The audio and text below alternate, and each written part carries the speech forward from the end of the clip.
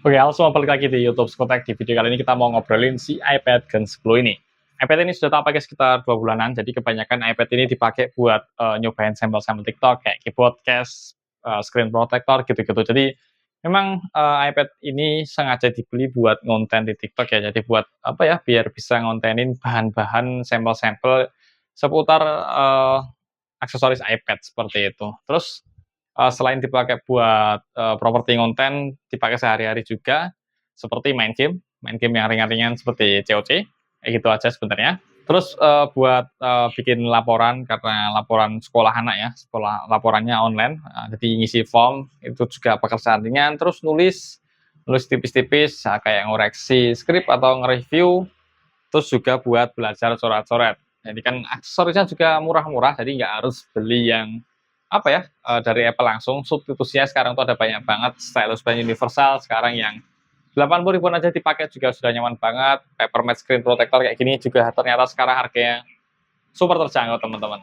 Terus menariknya lagi, aku tuh kemarin beli ini pas 12-12 ya, dapat harga di 4,5 juta. Jadi super worth it banget menurutku, dan kalaupun tak jual sekarang, aku yakin nggak bakal rugi karena harganya sekarang masih tetap bertengger di 5 jutaan ya. Jadi masih mantep banget lah kalau teman-teman beli juga di tanggal kembar, terus misal pakai sebulan 2 bulan bosen atau pengen upgrade atau pengen coba yang lain, dijual tentunya nggak rugi.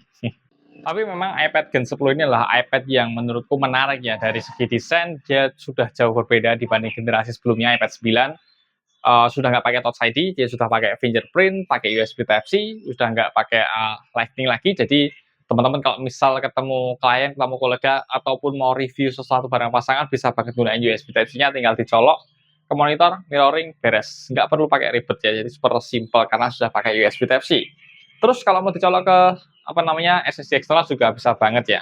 Jadi meskipun storage-nya cuma 64 GB, teman-teman bisa banget backup data-data yang ada di iPad ini ke SSD storage, ke SSD eksternal maksud saya, seperti itu.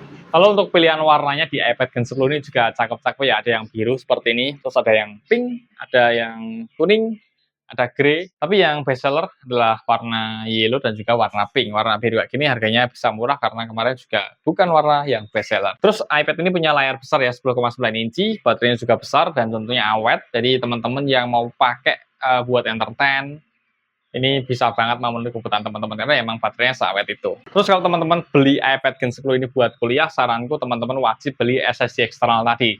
Daripada beli yang storage 256 GB, selisih harganya lumayan jauh ya, di 7 jutaan mungkin sekarang yang iPad Gen 10 yang 256.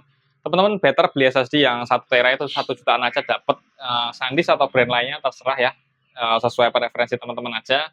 Yang penting ada SSD, jadi teman-teman bisa backup data-data kuliah dari si iPad-nya ke SSD eksternalnya. Lalu untuk kamera si iPad Gen 10 ini, untuk kebutuhan dokumentasi cukup, untuk meeting offline juga cukup banget. Untuk perekaman maksimal sendiri ada di 4K 60 fps untuk kamera belakangnya, sementara untuk kamera depannya cuma di Full HD 60 fps. Tapi ya itu cukup banget karena iPad kan utamanya bukan di kamera ya. Jadi kebutuhan iPad yang lebih utama adalah untuk produktivitas, untuk entertainment, untuk main game mungkin yang ringan-ringan, ataupun journaling, coret-coret. Ini masih nyaman banget ya. Menurutku ini adalah iPad basic yang worth it buat teman-teman beli di harga 5 jutaan, atau bahkan mungkin di tanggal kembar bisa teman-teman dapatkan di 4 jutaan kayak aku kemarin di 4,5 juta saja. Oh ya, buat yang bertanya apakah ini unit resmi atau unit Inter, tentu saja ini adalah unit Inter, brand new in box ya. Jadi brand BNIB, garansinya 1 tahun.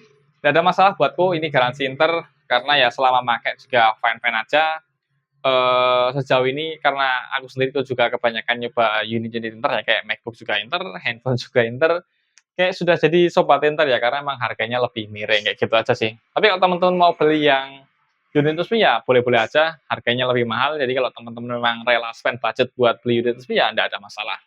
Sesuaikan preferensi masing-masing aja. Unitnya sama aja, nggak ada bedanya, cuma beda di garansi dan region aja, seperti itu sih. Terus kemarin di TikTok tuh ada beberapa yang nanya apakah aplikasi-aplikasi Microsoft itu berbayar atau tidak. Sebenarnya aplikasi Microsoft Office itu kan mau di iPad, mau di MacBook, mau di Windows, mau di tab Android, mau dimanapun ya memang berbayar.